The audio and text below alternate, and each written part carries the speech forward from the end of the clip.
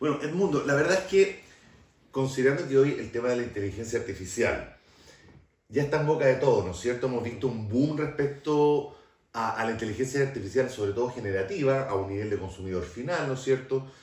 Hemos visto como en el último tiempo los grandes big techs, digamos, como Google, Microsoft, para qué decir Nvidia, ¿no es cierto?, han logrado capitalizar tanto desde el punto de vista de hardware como de software, ¿no es cierto?, múltiples aplicaciones y herramientas, para qué decir todo lo que ha hecho OpenAI, para posicionar finalmente la inteligencia artificial generativa como quizás el paradigma tecnológico de estos últimos años, incluso, a mi pesar, dejando atrás, ¿no es cierto?, toda la conversación que había respecto al metaverso, que era lo que en su minuto, hasta el año pasado, podríamos decir, lideraba el tema. Ahora, habiendo dicho eso, lógicamente que la inteligencia artificial, tal como la conocemos, ya sea a través de asistentes personales en los teléfonos, etcétera, existía hace unos años, pero lógicamente que lo que logró OpenAI y finalmente todo el resto de la industria es algo que es totalmente nuevo, que ha sido muy vertiginoso, que hemos visto cómo a partir de los famosos prompts, ¿no es cierto?, que es como la nueva moneda de cambio para generar algún tipo de obra, hemos visto que finalmente incluso dándole un texto se puede generar un video, que todavía sigue siendo algo que parecería ser brujería de otra manera, ¿no? Magia negra, no sé. Entonces, mi primera pregunta un poco para adentrarnos en la conversación es, ¿cómo has visto estos últimos 12 meses respecto al avance de la inteligencia artificial y particularmente, entendiendo todo lo que está pasando hoy en día, cómo la proyectas tú los próximos años? Perfecto. Yo creo que desde el 2012, cuando Nvidia lanza los primeros procesadores, las primeras tarjetas, se comienza a generar ya un cambio increíble, porque Nvidia, si bien se aplica todo para lo que tiene que ver con los videojuegos, se da un efecto que a través de la tarjeta gráfica, que de ahí nace Nvidia. Correcto. El gran tema que ocurre es que venían todos los algoritmos y que toman vida porque pueden correr en la electrónica. Eso ya significa un gran salto. Sin embargo, lo que empieza a ocurrir es que en el fondo en el 2013-14 hasta finalmente ya el 2017, que para mí ahí se genera un segundo cambio, es decir, en 2012 está Nvidia, el 2017 ocurre que aparece este famoso paper que en el fondo permite construir los sistemas de bases de datos vectoriales, y eso lo que hace es que cuando tú vectorizas la información y tienes acceso rápido a poder construir frases en distintas combinaciones, esa mezcla permite que el lenguaje natural cobre vida de una manera increíble, ¿ya? A partir de eso empiezan a hacerse desarrollos muy interesantes. Ya hay que considerar que Sam Altman en esa época estaba en Y Combinator, y después toman este salto con este equipo de chicos para trabajar en esa lógica, digamos, de desarrollo en el caso particular de OpenAI. Y en el año 2022, ya en el fondo cuando esto se lanza y uno empieza a establecer una conversación, literalmente se observa un impacto muy fuerte desde el punto de vista de lograr una interacción con una máquina donde la máquina prácticamente aparece un humano y ahí se cumple lo que te responde lo que había planteado Alan Turing después de la Segunda Guerra Mundial al definir básicamente de cuando el ser humano confunda a una máquina con un ser humano, entonces cumple básicamente y aparece esto del concepto de la inteligencia artificial propiamente tal. Correcto. Desde ese punto de vista, la evolución que se viene para adelante, yo te digo que va a ser muchísimo más vertiginosa. Y por varias razones, ¿ya? Por razones de que ya en este año las máquinas lograron un nivel de un profesional no tan avanzado en conocimiento como lo es un máster, como lo es un doctorado. O sea, ya las máquinas hoy día pueden reemplazar un montón de tareas repetitivas a nivel profesional. Hay una estimación que dice que al año 2030 ya las máquinas van a llegar a un nivel muchísimo más alto de doctor o todo lo demás. Lo que se está observando es que cuando uno ya utiliza inteligencia artificial de ahora, es que eso está evolucionando más rápido, por lo tanto eso probablemente va a ocurrir muchos años adelante. Sí. Y ahí es donde tú empiezas a cuestionarte o a alarmarte de cierta forma. Yo diría que la alarma debería ser positiva porque finalmente la inteligencia artificial lo que va a terminar haciendo es ayudarte en el trabajo, no a necesariamente reemplazarte, correcto. ¿Eh? Si bien eso igual, de todas maneras, como cualquier revolución tecnológica, va a suceder hasta cierto punto. Efectivamente, y Y ahí hay un punto que yo siempre he dicho: en el año 700 para el 800 aparece la revolución industrial y reemplaza la fuerza. Correcto. Y hoy día en esta época tú lo que estás haciendo es reemplazando la inteligencia, pero la inteligencia más bien de procesos repetitivos. Claro. El tema que se viene ahora con todo lo que tiene que ver con la inteligencia artificial generativa y la inteligencia artificial general y todo lo que se está mezclando con la biotech, ahí es donde aparecen evoluciones que van a ser marcadas en los próximos años. Y eso para mí es lo sorprendente en temas de lo que tiene que ver con la inteligencia artificial. Mencionaste la palabra clave, biotech, ¿no es cierto? Que es de alguna manera biología y tecnología entrelazada. ¿Cómo lo proyectas tú en ese sentido? Porque estamos hablando ya de una integración orgánica con máquina, digamos, ¿no? Con fierros. Ahí aparece un tema ético por una parte, Sin duda. pero por otro lado aparece un tema que es sorprendente, que en el fondo lo que está ocurriendo, ya hay 4 empresas en el mundo en esta fecha, en Estados Unidos, en Suiza, en Alemania, donde en el fondo ya hay un mix, las pueden googlear incluso, y ya están públicas, están publicadas para que uno pueda leer de cómo funciona la tecnología, y es una mezcla entre la construcción de temas biológicos que se interconectan con temas electrónicos, y eso permite en el fondo disminuir el consumo de energía, ¿ya? Entonces, cuando tú ya empiezas a trabajar con todos los procesadores, que ya NVIDIA ha hecho un trabajo extraordinario en temas de la construcción de procesadores, que si bien fueron creados por los videojuegos, hoy día se utilizan con data, no sé contar lo mismo, porque los videojuegos son data. Lo que ocurre aquí es que tú mezclas con el biotech y eso tienes menor consumo de energía, y eso también va a generar impactos en el futuro próximo. Y en lo ético es increíble, porque en el fondo es, aquí como humanidad efectivamente tenemos que ver, porque eso significa que pudiésemos ser capaces de desarrollar nosotros seres humanos. O sea, lo que se preveía era que yo tengo un ser humano, y si al ser humano, no sé, le falta alguna parte, tú le puedes colocar electrónica. Correcto. Y el ser humano tiende a ser robot. Pero por otro lado, si ya te metes con biotech, hay ciertos componentes que tú puedes empezar a construir al revés. No estoy diciendo que en los próximos años vamos a ser capaces de construir necesariamente un ser humano. Un cyborg. O un cyborg, pero sí, ya en el fondo sea en un par de décadas más, probablemente sí eso sea posible. Claro, porque de hecho justo me tocó por casualidad comentar en CNN que, digamos, los primeros exoesqueletos pensados para el consumo masivo ya están empezando a estar a la venta. Y estamos hablando, ¿no es cierto?, de un tipo de tecnología que te va a permitir darte una fuerza extra, tal como lo hemos visto en películas o series de televisión, ¿no es cierto?, de que una persona de 70 años va a poder subir corriendo un cerro, por ejemplo.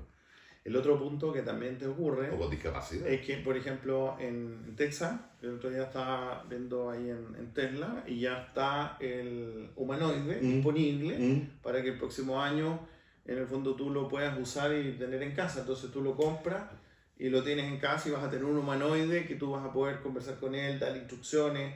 Y ahí es una cosa increíble, porque el lenguaje natural puesto en un robot que puede tomar acciones, correcto, tú le das instrucciones en lenguaje natural y le dices, no sé, toma esta manzana roja que está ahí encima y pásamela.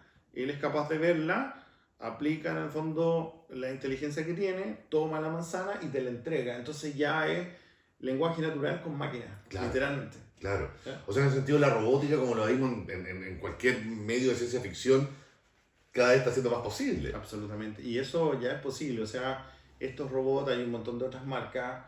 Ese es un tema también re interesante. Nosotros estamos en un proyecto donde participamos desde la apuesta de la visión artificial, por ejemplo, pero para temas de seguridad. ¿Ya? Es decir, un policía, básicamente, en el fondo, con forma de humanoide, robot, y él es capaz de detectar cosas, darte instrucciones por si tú necesitas apoyo y todo lo demás. Y son proyectos, en el fondo, que ya se están dando para lanzar o están en pilotaje, de hecho. Aprovechemos ya a partir de eso de hablar un poco de Cahuel y tus proyectos más personales. Tengo entendido que los últimos años para ti también han sido igualmente vertiginosos. De hecho, te mudaste, te fuiste a ir a Houston, Texas, para, digamos, atacar particularmente, ¿no es cierto?, todo el tema de la energía, que es tu principal foco en el desarrollo de inteligencia artificial, ¿no es cierto? Cuéntame un poco de eso, pero también cuéntame un poco de esto que acabas de mencionar. Bien. Porque me interesa mucho saber tu impresión respecto a cómo va a ser, digamos, una persona común y corriente, la interacción con un supuestamente policía, un agente del orden. Voy a estructurarte un poco la evolución desde Cowell porque creo que eso clarifica mucho varios conceptos. Sí. Nosotros lo que hacemos, usamos la visión artificial para detectar, por ejemplo, fallas en ductos petroleros, Ya. emisiones de gases, para cuidar temas del efecto invernadero, fallas de corrosión, qué sé yo, posibles generaciones de incendios. Entonces tenemos distintos tipos de robots, cámaras robotizadas, drones, también imágenes satelitales. Esas imágenes satelitales son transmitidas a nuestros servidores, se procesan con modelos de inteligencia artificial y generan estadísticas y alertas, ¿ya? Claro. Cuando tú ya has trabajado 4 o 5 años en eso, la cantidad de información que está ahí es muchísima. Entonces, si un gerente quiere ver, oye, cómo se ha comportado esta data en los últimos 4 años en tal tipo de cosas, tú dices, ¿y por qué aquí no usamos el lenguaje natural? Entonces, ahí tú lo que haces es incorporas, básicamente, en este caso, modelos de inteligencia artificial, de LLM, en este caso Large Language Model. Entonces tú estableces una conversación, literalmente con un avatar, que maneja toda esa data y le haces preguntas para que él te facilite la muestra de eso. Claro. ¿Ya? Cuando eso tú lo tomas y te das cuenta que puedes establecer una conversación, tú dices, oye, yo ahora lo que puedo hacer es en un robot, los mismos sistemas de visión artificial, le instalo esta tecnología, establezco una conversación con el robot y le doy instrucciones para que él haga inspección. Y lo que él está viendo también lo está transmitiendo a nuestros servidores, se procesa y se ordena con todos los modelos de inteligencia artificial y a su vez tienes un avatar que te informa de lo que está haciendo el robot en terreno, que también es un robot basado en inteligencia artificial y ya no solamente una cámara con un dron que está captando información. Claro, claro. Es fascinante eso porque en el fondo, de nuevo, estamos como entrando de lleno y de verdad en toda esta temática de la robótica, ¿no es cierto? Desde el concepto de Asimov original respecto a lo que es la ley de la robótica, a efectivamente que un robot te asista, te ayude, te prevea, digamos, en términos de seguridad, etcétera, etcétera. Pero siento que todavía no sé si el mundo está como preparado para interactuar con robots y sobre todo con robots que cada vez más van a tener formas humanoides. Hoy día suena, yo te diría que suena como de ciencia ficción, Sí. pero ya no es ciencia ficción, es realidad. O sea, ya están funcionando, los robots están presentes, los sistemas de visión artificial están operativos, lo utilizan las compañías, pagan los contratos por eso, entonces es una realidad. Yo creo que este mundo, y yo creo que conversaciones como las que estamos teniendo son sumamente relevantes, porque la gente empieza a entender que esto existe y que esto, si bien se aplica en la industria para prevenir catástrofes de magnitudes, como lo hacemos en nuestro caso, ya va a llegar al hogar también. Claro. Entonces, en tareas muchísimo más sencillas y con precios asequibles. Entonces, desde ese punto de vista, se genera una evolución muchísimo más rápida porque también cuando tú, por ejemplo, prendes un televisor o usas un teléfono, para ti empieza a ser natural. Y si ya un robot es natural en tu casa, como lo es un teléfono, claro, en el fondo empiezas a asociar que esto empieza a ser más o menos natural. Pero eventualmente, digamos, de aquí a cuántos años te imaginas tú que vamos a contar así como ya estamos viendo, ¿no es cierto?, que hay, no sé, robots como los Roomba, ¿no es cierto?, que son estos bichitos bastante futuristas, por decirlo de alguna manera, que ya están presentes en las casas. ¿Cuándo va a ser, según tú, la proyección que tienes de ver que efectivamente un integrante más de la casa va a ser un robot humanoide, una nana robot de alguna manera, un mayordomo robot? Yo creo que en los próximos años, o sea, si el próximo año vamos a tener el robot de Tesla, estamos diciendo 2025, 2026, ya van a comenzar a aparecer en las casas. Los Tesla en California se masificaron sumamente rápido. Sí. Estos robots también va a ocurrir algo semejante. Entonces, si tú me dices, entre el año 2000 al 2030, yo creo que ya muchas familias, casas van a tener estos robots. Al 2040, de todas maneras, yo creo que va a empezar a ser prácticamente algo estándar, digamos. Incluso quizás antes. Entonces, entre el 2030 y el 2040, yo creo que eso ya va a ser una realidad. Qué fascinante, igual, de hecho, todo considerar esa posibilidad, a uno que le gusta la ciencia ficción. Ahora te quería llevar a otro terreno, que es el tema de Eternal, ¿no es cierto? Me gustaría que comentaran un poco respecto a ello. ¿De qué se trata Eternal? Estamos por ahí. Eternal es un proyecto que a mí me apasiona y aquí se da una mezcla bien extraña. Yo vivo en Texas, en Houston, y Houston tiene dos cosas bien interesantes. Por un lado es la capital que mejora el cáncer, ¿ya? Y por otro lado es la capital... Iglesias y hospitales. Iglesias y hospitales, y por otro lado es la capital de la energía. Sí. Nosotros trabajamos en energía, pero hay un montón de personas que llegan con la esperanza de recuperarse y se recuperan, en su mayoría, porque hay muchas técnicas que permiten resolver eso. Y cuando cuando tienes una conversación con una persona mayor, dice, oye, a mí me encantaría transmitir lo que yo he aprendido en la vida o mi experiencia o mis cuentos a mis nietos futuros o a mis bisnietos o poder trascender a través de mi historia. Yo lo hago a través de un libro, lo hago a través de un video, pero cuando tú puedes cargar información en una máquina, vectorizarla y tú construir tu avatar, ¿ya? Y después establecer una conversación con una réplica digital, suena como asombroso de ciencia ficción, Medio pero ya Black es Mirror. real. Es Black Mirror, literalmente. Entonces, en esa lógica, lo que nosotros básicamente construimos es lo siguiente. Tú entras a una plataforma, Kawel, te tomas una fotografía, eso procesa con una inteligencia artificial, te hace la reconstrucción de tu cara, puedes grabar tu voz. Aclaremos, una recreación realista de tu rostro, no es Exacto. un avatar como los de Meta en su minuto. Sí, es una recreación realista, ¿ya? Así como, no sé, una foto 3D. Una foto 3D o como se pueden ver en imágenes, de cómo es real. Y tú, en ese realismo, en el fondo, además la voz se clona.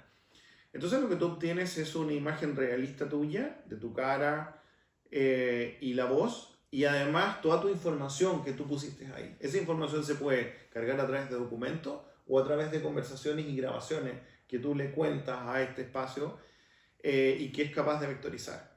Con eso después tú estableces conversaciones con ese avatar digital, ¿ya?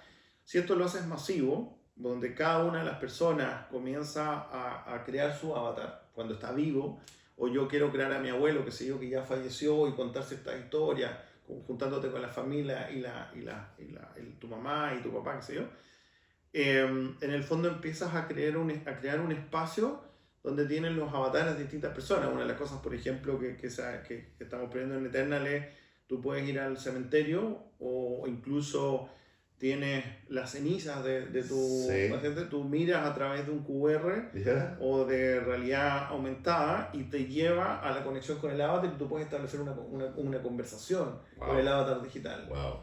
Y eso en términos de sentimiento, en términos de cómo tú estableces esa conversación, tú podrías leer un libro que es el diario de vida, pero en este caso es básicamente la persona en réplica digital con su voz, con ciertas facciones que tú puedes dar de acuerdo a las descripciones que tú le des a la misma inteligencia artificial que hace este procesamiento y pueda tener de forma eterna el Eternal de cualquier persona. Por ejemplo, Federico Santamaría. Por ejemplo, Federico Santamaría, ahí estamos trabajando, de hecho, justamente con la universidad para tenerlo y los estudiantes pueden conversar la historia, ya no necesariamente te lees el libro, le preguntas directamente a Federico Santamaría cómo lo hizo un país para en el fondo desarrollar el mercado del azúcar en Europa, qué sé yo, y él en una conversación digital con este personaje, tú puedes tener esa información más precisa de acuerdo a las conversaciones que tú vas teniendo. Fabuloso. Ahí hay que hacer énfasis en lo siguiente, estos modelos probabilísticos, una de las cosas que ocurre es que en el fondo son probabilísticos, por lo tanto tienen una probabilidad, aunque es baja, pero de equivocarse, ¿ya? Sin duda.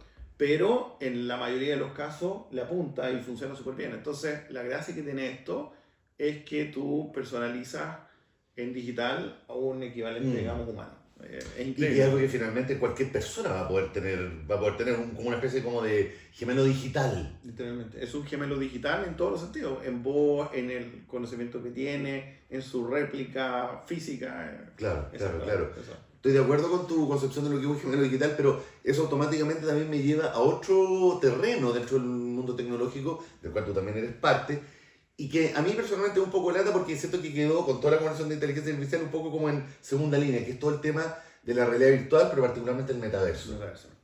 Yo te diría que entre la inteligencia artificial y el metaverso son dos mundos bien distintos en términos de evolución. La inteligencia artificial tiene un espacio de aplicación muchísimo más amplio también. Sin duda. ¿Ya?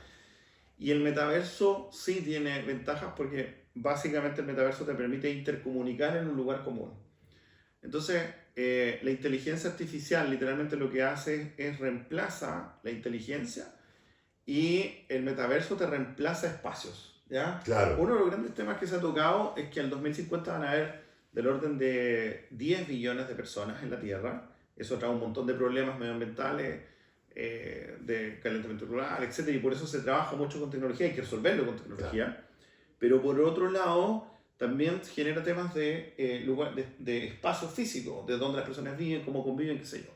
Y ahí aparece, por ejemplo, Jeff Bezos planteando ciudades flotantes, aparece Elon Musk de que tenemos que viajar a Marte para ampliar nuestra capacidad porque el planeta no va a dar abasto, en fin. Pero por otro lado aparece el metaverso, donde tú dices, si los espacios se comprimen, yo puedo en el fondo imaginarme espacios nuevos, que es crear dimensiones virtuales dentro del mismo espacio. Sí.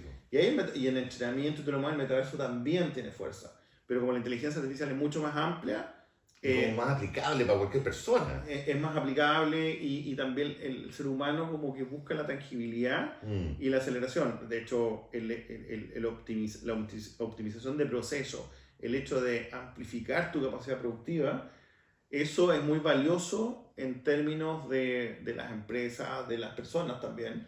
Porque yo antiguamente, si tenía que analizar que sea un Excel y ahora utilizo una inteligencia artificial, lo hago en muchísimo menos tiempo. Eso a mí me agrega muchísimo más valor que quizás conectarme en un metaverso a comunicarme. Y ahí es donde está la diferencia, pero ambas tecnologías tienen su lógica y tienen, digamos, su capacidad de crecimiento propio. Y su momento. Y su momento. Yo ahí en el momento quizás no estoy tan de acuerdo. ¿Por qué? Porque en el fondo ambas siguen creciendo, pero al tener una muchísima aplicación y más potencial, esta luce mucho más que el caso de la inteligencia artificial. Y la otra se mantiene de cierta forma en evolución, porque hoy día todas las compañías quieren tener su metaverso, siguen construyéndose, pero no agarraron tanta fuerza porque esto tiene mucho más campo de aplicación. Me voy a expandir en el tiempo, pero igual necesito preguntarte cuál crees tú que ha sido la barrera que ha impedido que la realidad virtual, más allá del metaverso, porque el metaverso no existe aún, digamos, es un protocolo, una homologación.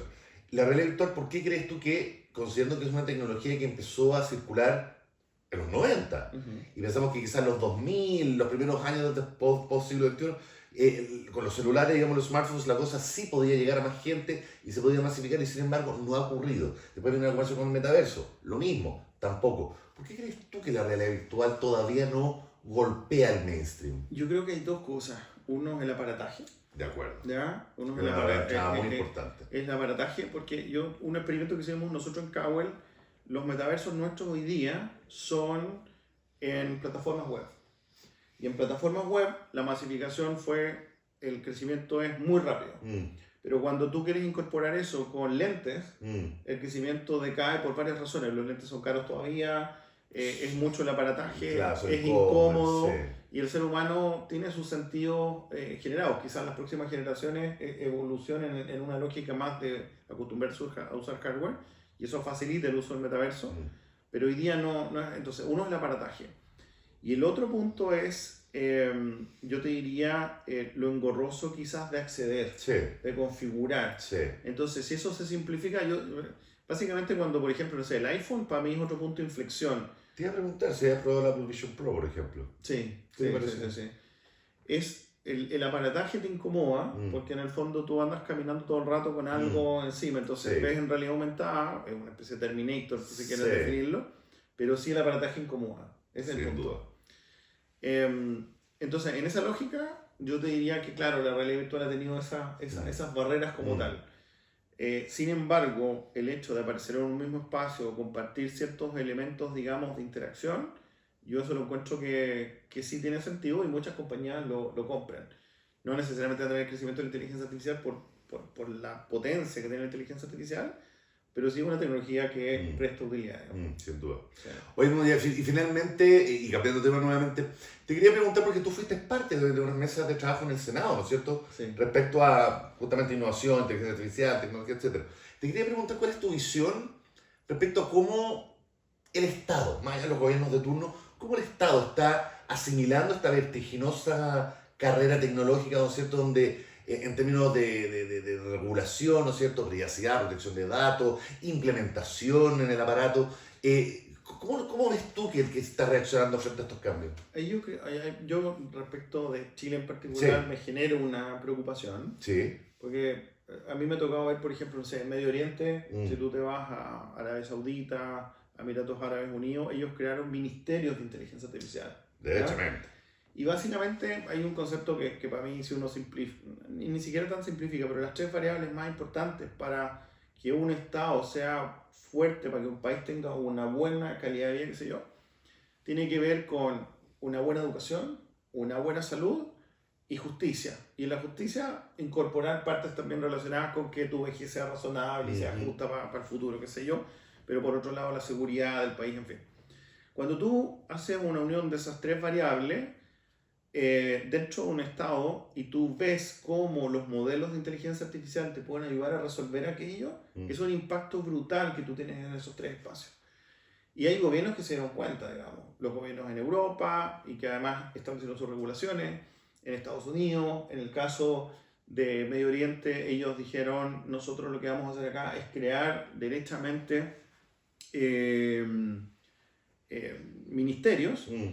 Y en el caso de Chile, yo en esta visita, por ejemplo, me pasa que llego y una de las primeras noticias que visualizo es los celulares se van a prohibir en los colegios. Sí. Entonces tú dices, oye, está bien que en el fondo si vamos a hacer una clase ahora y nadie usa el celular, los niños tienen que entender que en ese momento no se van a hacer celular, pero si después yo quiero hacer una clase porque todos nos vamos a conectar en el metaverso, en la web desde el celular para poder interactuar, o vamos a conversar con la inteligencia artificial para poder aprender matemática más rápido porque el profesor tiene un ayudante en el teléfono, claro. Evidentemente va a ser necesario. Va a ser necesario. Si tú quieres ponderar 80% sin celular y 20% con celular, ya es otro tema. Correcto. Pero el eliminarlo o generar políticas tan duras, la inteligencia artificial se va a usar en los países y sin ella vas a quedar atrás. O sea, entonces tú no puedes tapar el sol con un dedo en el sentido de eliminar las tecnologías porque te dan miedo, no sé qué. Hay que entender cómo funcionan las tecnologías y cómo usarlas apropiadamente, porque si no vas a quedar en desventaja respecto a las otras economías. Y eso hay que entenderlo. Excelente. Sí. Finalmente, Mundo, si quieres decirle a la gente dónde pueden conocer todo esto que estamos hablando, por ejemplo, el tema de Cahuén. Súper, a ver. En las web, básicamente en kawel.com. Sí. El otro es k-eternal.com, ya que es los Eternal, básicamente. Y en Kawel, básicamente desde la página de Kawel, están los módulos donde uno puede acceder a las distintas tecnologías. Metaverso, que es básicamente Kion, todo lo que tiene que ver con security, Dual Vision, que es otro de los módulos que están ahí. Y por otro lado, todo lo que es K-Alert, que es la plataforma que trabaja en la inspección de asset, que contaba al inicio, y así tienes todos los módulos, digamos, para conocer. Entonces, kawel.com es básicamente el espacio de interacción y comunicación. Excelente. Muchas gracias por tu tiempo, Mundo. No, muchas gracias a ti por la entrevista. Un gusto. Gracias.